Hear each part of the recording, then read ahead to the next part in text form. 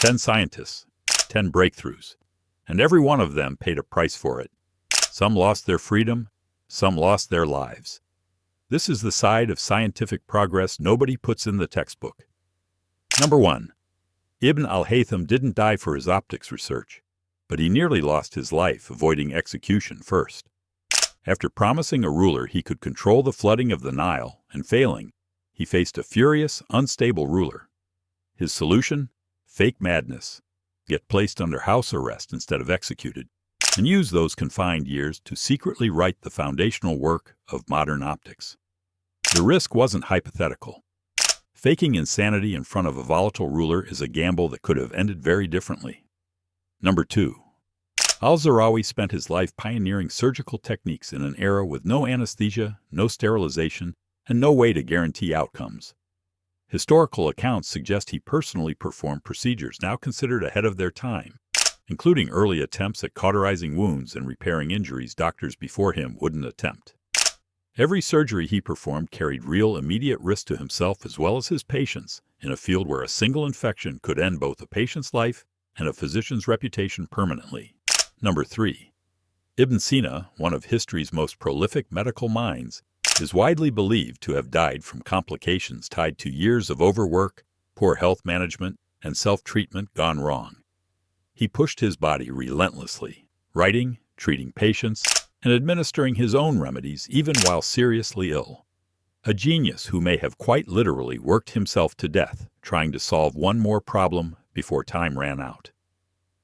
Number 4. Al-Biruni spent significant portions of his career working under Mahmud of Ghazni, a ruler who had violently conquered Al-Biruni's homeland.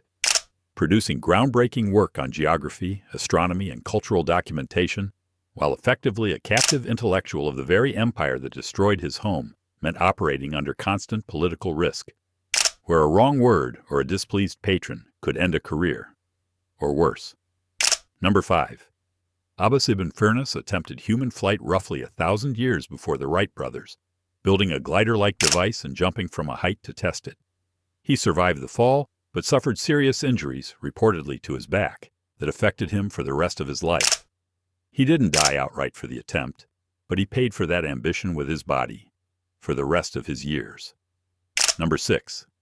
Hunayn ibn Ishaq, a prolific translator and physician working within the House of Wisdom's circle, operated in an environment of real court politics and rivalry, where accusations, imprisonment, and falling out of favor with powerful patrons were constant threats to scholars whose work depended entirely on royal protection.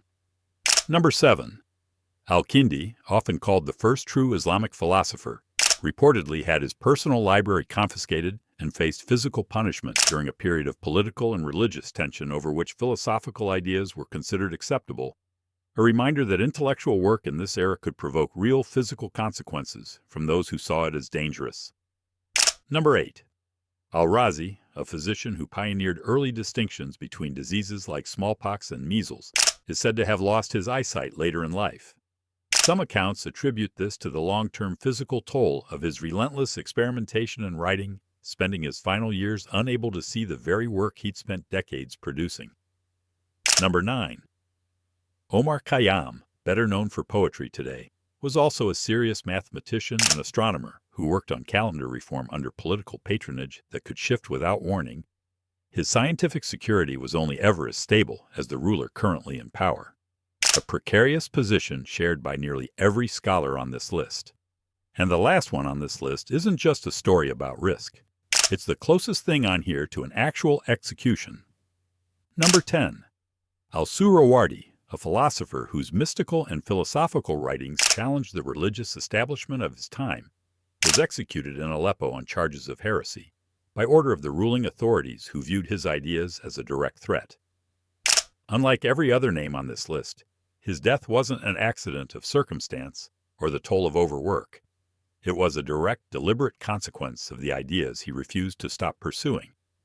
History remembers him by a grim nickname, Al-Maqtul, the Slain.